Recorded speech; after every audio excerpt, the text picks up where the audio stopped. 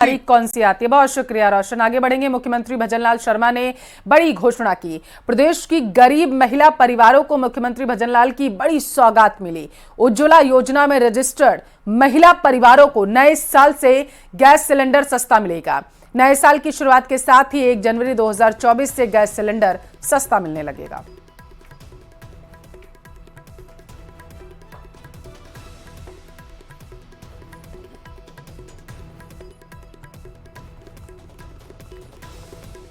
तो नए साल में सस्ते गैस सिलेंडर मिलने लगेंगे, यानी कि बीजेपी ने जो चुनावी घोषणाएं की थी उनको अब लागू करने की शुरुआत हो चुकी है। एक तोहफा महिलाओं को यह मिलता हुआ नजर आएगा।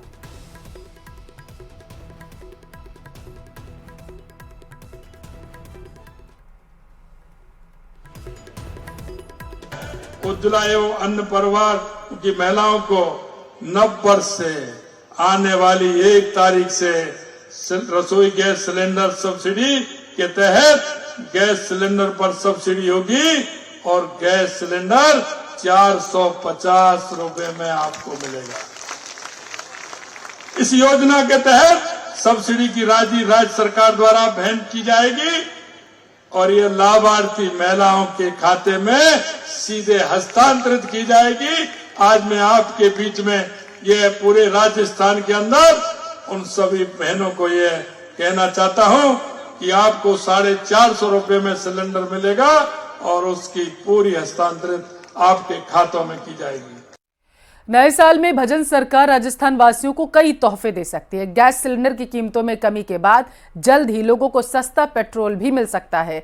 इसके लिए सरकार पेट्रोल डीजल पर लगने वाले वैट की दरों की समीक्षा जल्द कर सकती है। नए साल में भजन सरकार राजस्थान वासियों को कई तोहफे दे सकती है। गैस सिलेंडर की कीमतों में कमी के बाद में जल्द ही लोगों को सस्ता पेट्रोल भी मिल सकता है। इसके लिए सरकार पेट्रोल डीजल पर लगने वाले वैट की दरों की समीक्षा जल्द कर सकती है। घरेलू सिलेंडर के बाद सस्ता होते पेट्रोल डीजल के दाम घटाने पर विचार। सरकार 5 रुपए तक घटा सकती है वैट। नए साल में प्रदेश वासियों को महंगाई से राहत मिलने वाली है। सिलेंडर की कीमतें घटाने के बाद में भजनलाल सरकार पेट्रोल डीजल के दाम भी घटा सकती है। सरकार जल्द ही तेल के बढ़ती दामों की समीक्षा भी करेगी, जिसमें वैट के दाम 5 रुपए तक कम करने का भी निर्णय लिया जा सकता है। चुनाव प्रचार के दौरान में प्रधानमंत्री नरेंद्र मोदी ने पेट्रोल डीजल का मुद्दा जोर शोर से उठाया था और हर रैली में वादा किया था राजस्थान में बीजेपी की सरकार बनने पर पेट्रोल की कीमतों की समीक्षा की जाएगी और महंगाई से लोगों को राहत दिलाई जाएगी। केंद्र सरकार अपनी तरफ से पेट्रोल के पैसे कम कर रही है, लेकिन यहाँ की कांग्रेस सरकार दाम घटाने के लिए तैयार नहीं है। मैं आज आपको वादा करता हूं, कांग्रेस सरकार आपसे पेट्रोल का पैसा लूटकर अपने नेताओं की तिजोरी में भर रहा है। मेरा वादा है, राजस्थान में बीजेपी सरकार बनते ही कांग्रेस का ये खेल भी खत्म किया जाएगा। और मैं आपको विश्वास दिलाता हूं, भाजपा की सरकार बनते ही पेट्रोल के दामों की तुरंत समीक्षा की जाएगी और जल्द से जल्द लोकहित में निर्णय भी किया जाएगा। और ये भी मोदी की गारंटी है। जाहिर है कि प्रधानमंत्री के हर वादे को पूरा करने के लिए भजन सरकार तत्परता से काम कर रही है और इसी कड़ी में पेट्रोल डीजल के दामों को कम करने के लिए वैट दरों को भी कम करने पर जल्द ही फैसला ले सकती है। Bureau report, news 18 Rajasthan. Rajasthan में पेट्रोल और डीजल के दामों ने आग लगा रखी है। पूरे देश के अंदर वेट जो है वो राजस्थान में ज्यादा है। हाल ही में मुख्यमंत्री भजनलाल शर्मा ने 1 जनवरी से प्रदेश के उज्ज्वला योजना धारकों और बीपीएल धारकों को 450 रुपए में प्रति महीना सिलेंडर देने की घोषणा की है। अब ऐसे में पेट्रोल और जो डीजल के जो दाम है उनके ऊपर भी राज्य सरकार विचार करने में जुटी हुई है। समीक्षा के बाद में राजस्थान में पेट्रोल और जो डीजल के ऊपर जो वेट है वो कहीं ना कहीं कम किए जाने के ऊपर विचार किया जा रहा है। न्यूज 18 राजस्थान के लिए सहयोगी शेर सिंह के साथ रोशन शर्मा की रिपोर्ट। ईआरसीपी परियोजना को पूरा करना राजस्थान के लिए एक चुनौती है। बीजेपी सरकार में शुरू हुई परियोजना को कांग्रेस ने आगे बढ़ाया, लेकिन पिछले 7 साल में राजस्थान में तीसरा सीएम मिल गया, लेकिन कम 10% भी पूरा नहीं हुआ है काम। लेकिन अब एक नई उम्मीद जगी है। राजस्थान और एमपी के बीच सहमति बन गई है। कैसे होगा ईआरसीपी का काम पूरा और क्या है नई सरकार का नया मॉडल, रिपोर्ट में देखिए आप।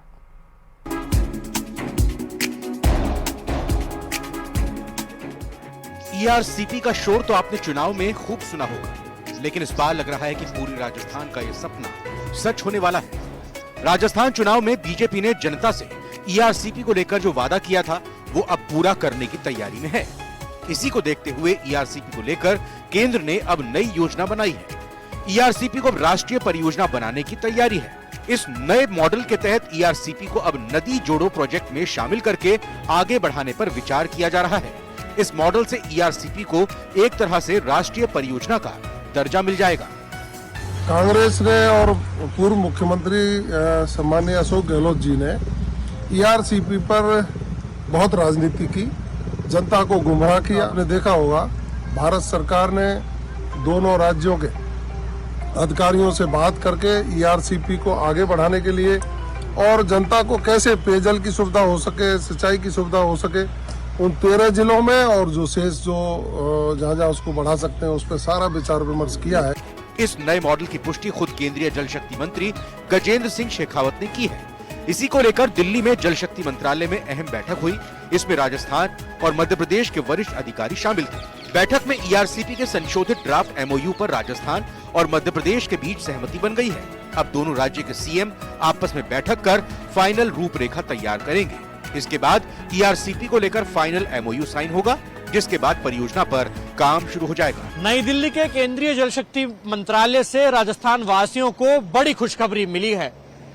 पूर्वी राजस्थान के 13 जिलों की जनता के सूखे कंठों की प्यास बुझाने के लिए ईआरसीपी परियोजना जल्द मूर्त रूप लेती नजर आएगी।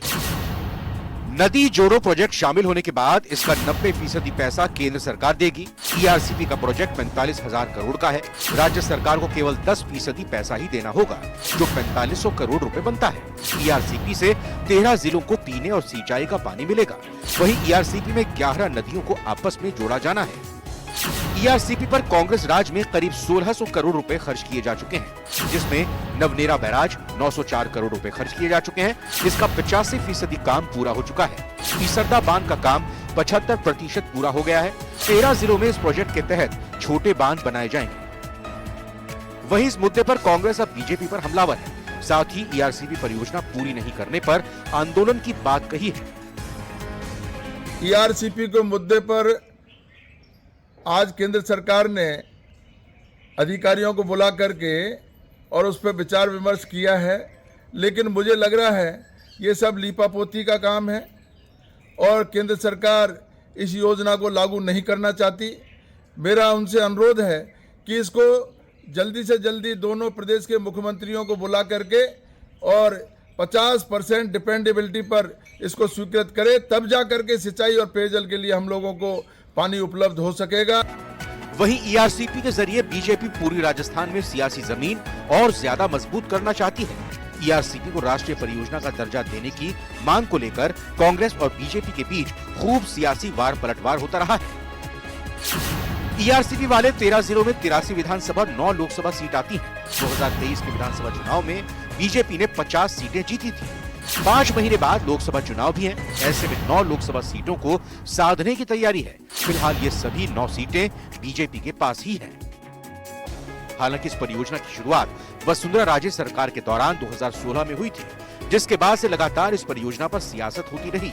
2017 में इसकी डीपीआर केंद्र सरकार को भेजी गई, लेकिन 2018 में सरकार बदल गई। गहलोत सरकार ने इस परियोजना के लिए अलग से बजट भी निकाला था, लेकिन एक बार राजस्थान में सरकार बदली है और परियोजना को आगे बढ़ाने की जिम्मेदारी बीजेपी सरकार पर आ गई है। दोनों ही राज्यों के मुख्यमंत्रियों के बीच एमओयू साइन भी करवाया जाएगा। कैमरा पर्सन चंदन पटवाल के साथ लखवीर सिंह शेखावत, न्यूज 18 दिल्ली। भारत पाक सीमा के निकट शाहगढ़ इलाके में बछिया छोर के आगे एरिया में BSF Jaisalmer sector south Dabla की बटालियन के अलर्ट बीएसएफ के जवानों के द्वारा एक शिकारी पाकिस्तानी ट्रेंड फाल्कन बाज को पकड़ा गया जो सीमा पार से उड़कर आया है। हालांकि बाज पर किसी प्रकार का ट्रांसमीटर एंटीना नहीं लगा है। संभावना व्यक्त की जा रही है कि इसके उड़ान के दौरान वे कहीं गिर गए होंगे। फिलहाल बाज को वन विभाग को सुपुर्द कर दिया गया है। उधर सीमा चौकी पर तैनात बीएसएफ के सजग जवानों की जब बाज पर नजर पड़ी तो उन्होंने इसे योजनाबद्ध तरीके से धर दबोचा। तो बड़ी खबर आप तक पहुंचा रहे हैं। तस्वीरें आप देखिए, ये वही बाज हो जिसे सुरक्षा बल के जवानों ने पकड़ा है। बताया जा रहा है बीएसएफ के जवानों ने जब इसे पकड़ा तो इस पर किसी तरीके का एंटीना या फिर कोई अन्य डिवाइस जो थी वो नहीं लगी थी। हालांकि संभावना ये जताई जा रही है कि हो सकता है कि जब बाज उड़ान भर रहा होगा या फिर सीमा पार से इधर की तरफ आया तो उस दौरान वो ट्रांसमीटर या एंटीना या फिर जो भी डिवाइस पाकिस्तान की तरफ से लगाई गई होगी वो गिर गई होगी। हालांकि अब इसे पकड़ लिया गया है। अब इस पूरे मामले की जांच की जाएगी। बॉर्डर से, भारत पाक बॉर्डर से बताया जा रहा है कि इस बाज को पकड़ा गया है जो आप अपनी तस्वीरों में देख पा रहे हैं। फाल्कन बाज को बीएसएफ के जवानों ने दबोच लिया है। यही वो बाज है जो आप अपनी तस्वीरों में देख पा रहे हैं जिसे बीएसएफ के जवानों ने पकड़ा है। बॉर्डर से इसे पकड़ा गया है। ट्रेंड बाज ये माना जा रहा है।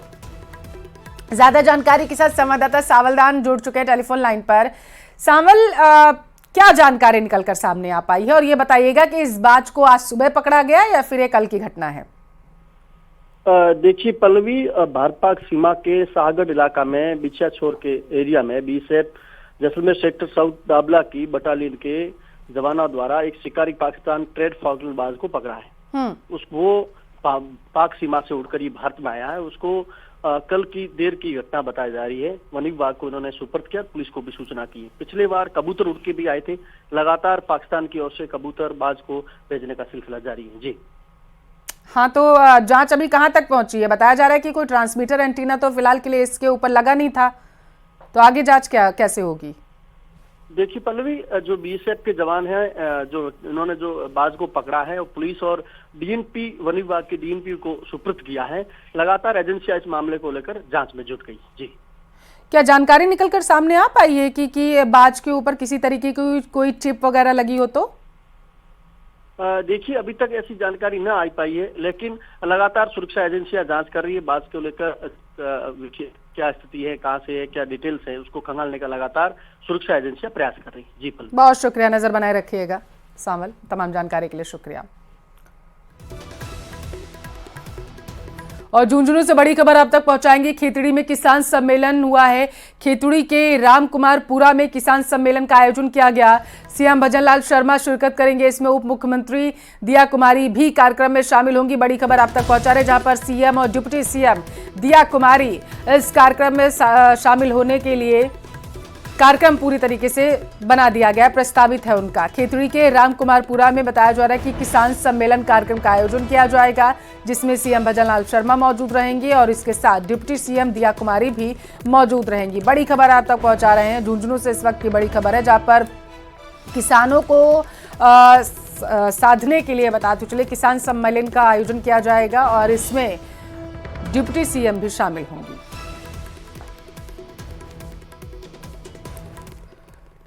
बूंदी का रुख करेंगे। आज बूंदी दौरे पर रहेंगे ओम बिरला। नरसिंह आश्रम में धार्मिक कार्यक्रम में वो शामिल होंगे। स्थानीय और प्रबुद्ध जनों से वो संवाद करेंगे। स्पीकर ओम बिरला भाजपा कार्यकर्ताओं से भी संवाद करते हुए नजर आएंगे। तो बड़ी खबर आप तक पहुंचा रहे हैं। बूंदी दौरे पर रहने वाले हैं ओम बिरला। बताते चलें कि वो स्थानीय लोगों के साथ साथ जो प्रबुद्ध जन होंगे उनसे भी संवाद करेंगे, बातचीत करेंगे। नरसिंह आश्रम में कार्यक्रम का आयोजन किया गया है और इसमें ओम बिरला पहुंचेंगे।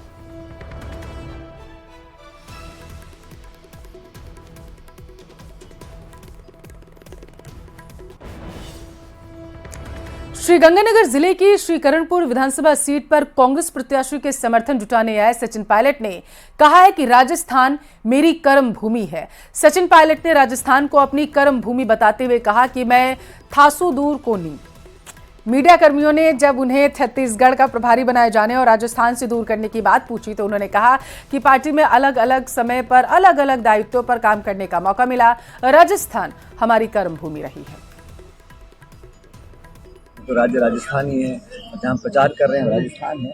देखिए, अलग अलग पार्टी के लोगों को अलग अलग जिम्मेदारियां दी जाती हैं। मुझे से पहले जिम्मेदारी दी थी केंद्र में, मैं सांसद रहा, केंद्र का मंत्री रहा, फिर राज्य प्रदेश अध्यक्ष रहा, सरकार का हिस्सा रहा। तो समय समय पर जिस व्यक्ति की जहाँ आवश्यकता होती है वहाँ उसका योगदान दिया जाता है। जहाँ तक आपने ये सवाल मुझसे पूछा कि राजस्थान से बाहर जाने की बात, तो ये मैं आपको बताना चाहता हूँ कि मैं थांसू दूर को नहीं हूँ। ये सबको समझना है कि यहाँ पर हम लोग बहुत लंबे समय से काम करते आए हैं, ये हमारी कर्मभूमि रही है, और जब तक राजनीति में हम काम करेंगे राजस्थान के लोगों की सेवा करते हैं।